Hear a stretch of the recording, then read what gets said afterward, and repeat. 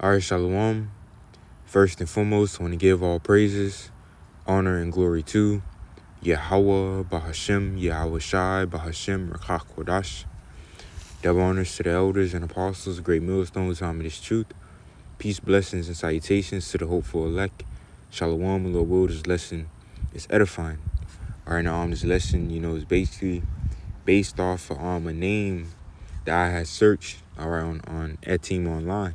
All right, the etymology of this name, which is Gregory. All right, and you got short Greg. Okay, but Gregory, it says how literally wakeful, from Greek Gregorius, a derivative of Gregoros, to be watchful, to be awake. He is awake, wakes up, rouses. All right, so basically Gregory, all right, the etymology goes back to basically to be awake, all right, and to be watchful, man. And basically, all right, that's where, all right, this lesson comes from, all right, because we are awake, as we came into the true wisdom, knowledge, and understanding of the scriptures, all right, and we're basically commanded to be watchful. When you get the book of I have it right here. This is the book of 2nd Ezra, chapter 9, verse 1. It says, "He answered me then and said, Measure thou the time diligently in itself. And when thou seest part of the signs past, which I have told thee before, then thou shalt understand that it is the very same time wherein the highest will begin to visit the world which he made." All right, and basically measuring the time diligently in itself, okay, basically goes into, we see what's taking place in the earth, in the world, and we're filtering it through the scriptures. All right, we're watching the signs, man, the tokens, all right, of the times that we're in, okay, and we're filtering these things in the scriptures so we know, all right, what time that we're in, man, all right, we see what's taking place in the earth, and now we know what time we're in, okay, we're being watchful, okay. Now, let's go here to the book of 1 Thessalonians, chapter 5, verse 1. And it says, "But of the times and seasons, brethren, ye have no need that I write unto you. For yourselves know perfectly that the day of the Lord so cometh as a thief in the night." You see, the day of the Lord cometh as a thief in the night. Basically is gonna catch these people off guard as a thief in the night. Because what? They weren't on their watch. Okay, they're not on their watch. Okay, they're not awake, they're asleep. Okay, which that name Gregory goes into being awake and being watchful, man.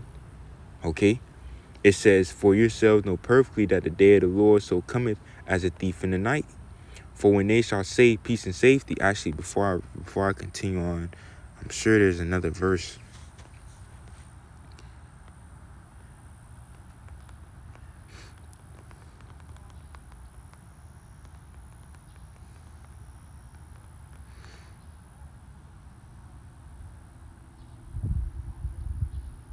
Con, all right. Con. This is Matthew chapter 24, verse 42. It says, "Watch therefore." You see? "Watch therefore, for ye know not what hour your Lord doth come." All right, the Lord is going to come as a thief in the night, man. The Lord is going to come, and basically catch people off guard, unaware. All right. It says, "But know this, that if the good man of the house had known in what watch the thief would come, he would have watched and would not have suffered his house to be broken up," man. You see, he would have watched. All right. Once again, put emphasis on that watch. All right. So going back to 1 Thessalonians chapter 5, verse 2, it says, "For yourselves know perfectly that the day of the Lord so cometh as a thief in the night." You see, but the scriptures tell us what? To measure the time diligently in itself. We seeing what's taking place in the earth, and we're filtering it through the scriptures so we know that the day of the Lord is nigh, man. All right. The wars and rumors of wars, the earthquakes in diverse places, the uproars of the people, all right. We see this devil pushing forward towards what? A cashless society, CBDCs, central bank digital currencies, all right. Half man, half machine, AI. We see where these things are going, man. All right, the implementation of what? The M-A-R-K, all right, the M-O-T-B, all right, the M-A-R-K of the beast. You know, we see the times that we're in, man. We seeing the the geopolitics between the nations and, you know, the wars and rumors of wars. We see the times that we're in. It says, for yourselves know perfectly that the day of the Lord so cometh as a thief in the night.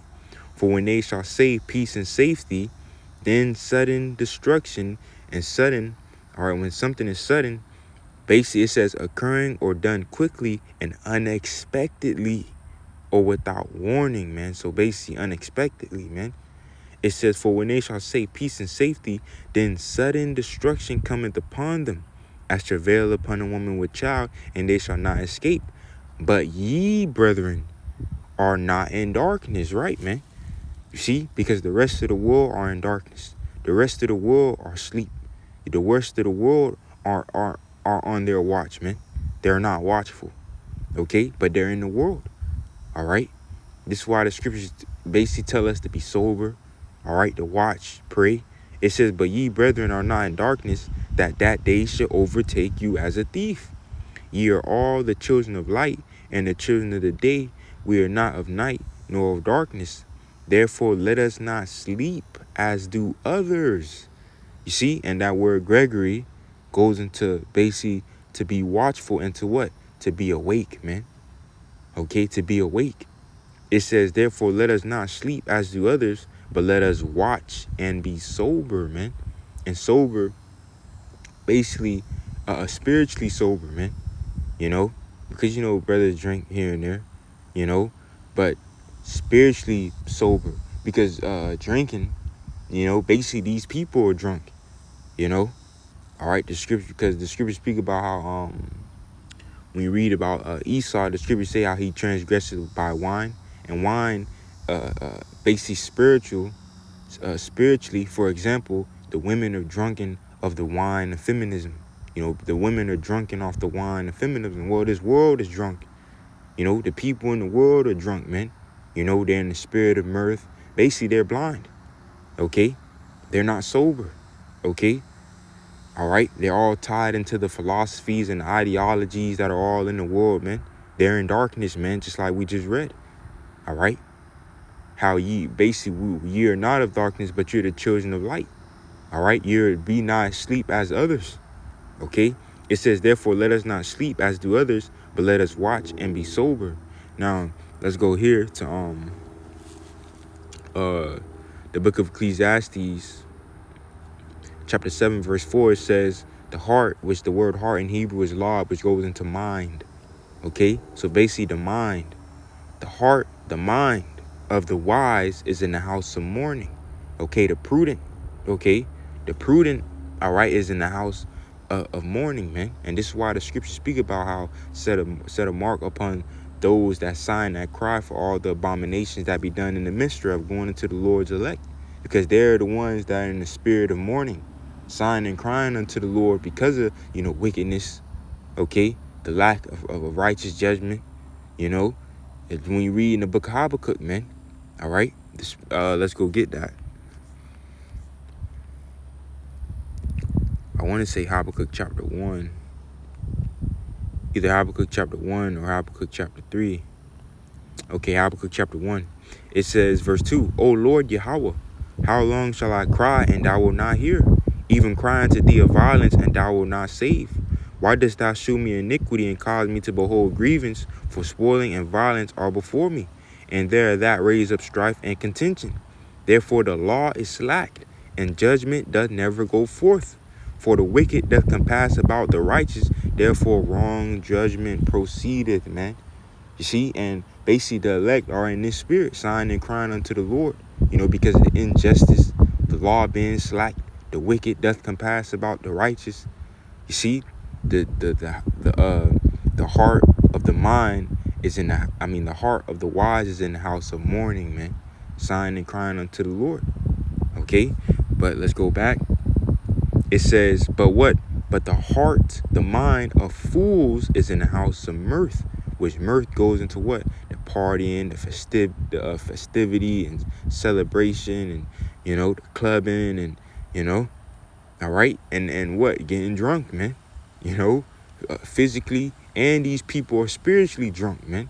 But the scriptures command us to be what? To be sober, okay? To be sober, man. Sober-minded, okay? Mentally and spiritually sober, all right? It says, the heart of the wise is in the house of mourning, but the heart of the fools is in the house of mirth, man. And these people, that's why the scriptures say, let's get the blue letter for this.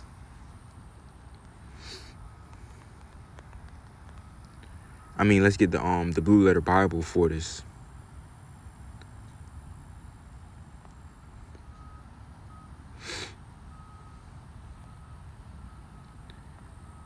All right.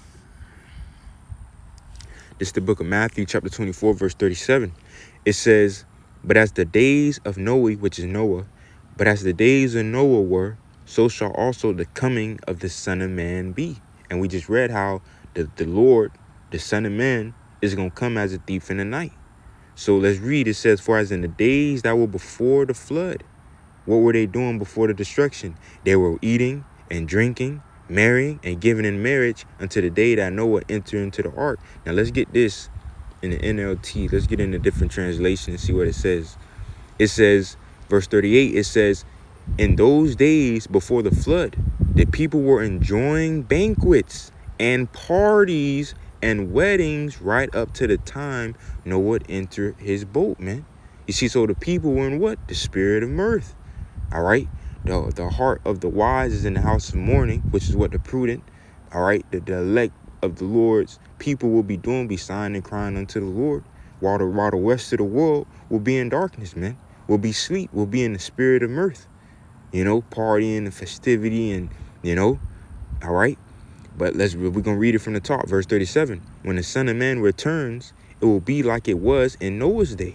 In those days before the flood, the people were enjoying banquets and parties and weddings right up to the time Noah entered his boat.